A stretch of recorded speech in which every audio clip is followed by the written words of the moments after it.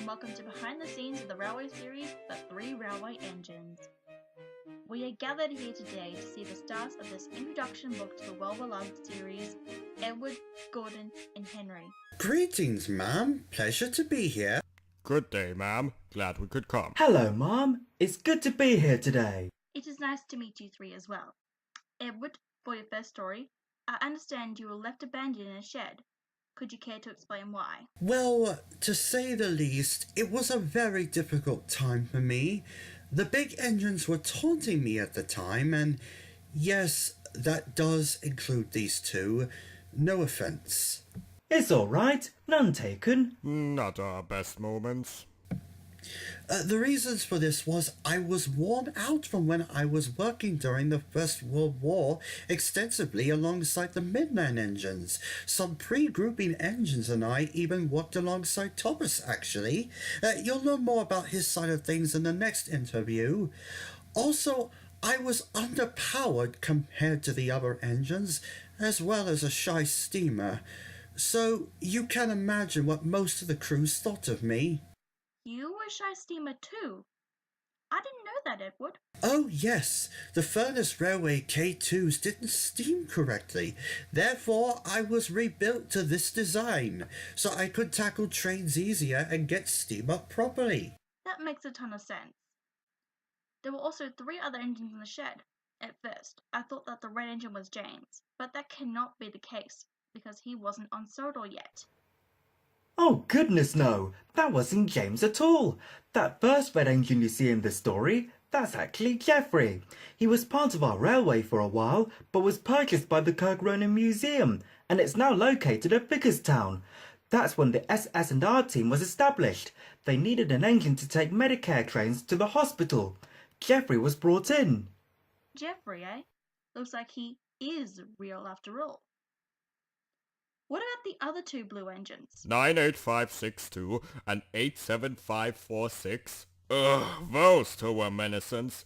They often try to stand in the way when you're coming up with a train, were rough with the poor coaches, and even had damaged one of them before Edward went on his first run in a long time. Oh dear. No wonder we didn't see them star in a book.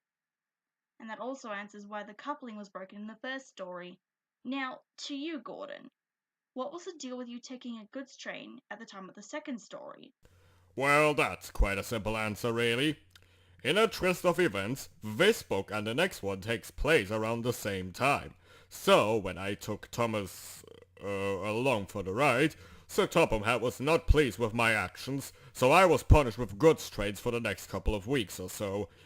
As for Thomas's punishment for being cheeky, that would be a topic for the next interview, I'd say.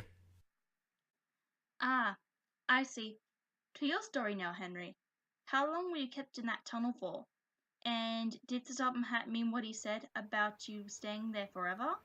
I was there for nearly a month, and for a while I did think that was the case, especially when one of the other engines collected my passengers. But it turned out it was a spur of the moment from the Fat Director, and he did let me out again. Speaking of other engines, was that Geoffrey trying to push you out of the tunnel?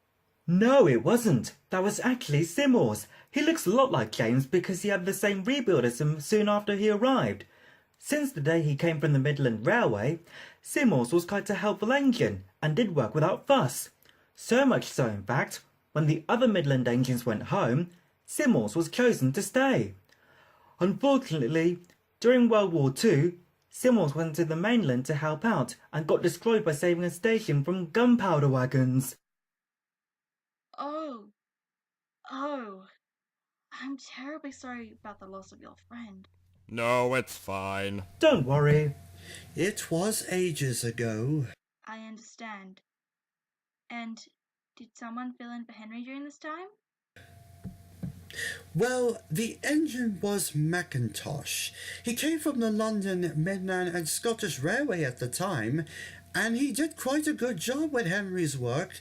He's actually on the NWR now as we speak. Was he purchased even after Henry was released? Yes, but not right away. We're not going to say who that is now. You're going to have to find out in another interview. Of course. And Henry, could you manage the express solo even before your rebuild? Well, not before I got Welsh coal, no. I'll get more into that when we get to my book. But I think my condition actually worsened when I refused to get out of the tunnel. I understand you were painted blue at one point, Henry. Did you enjoy being blue while it lasted?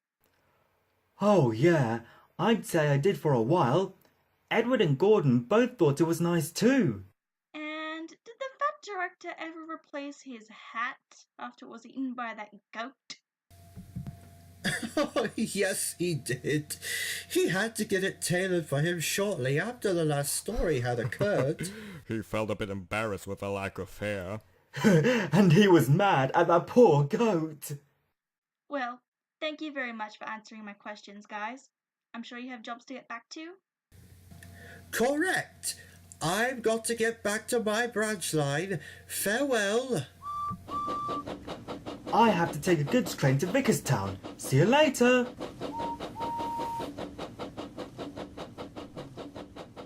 And I have to take my passengers too. Bye!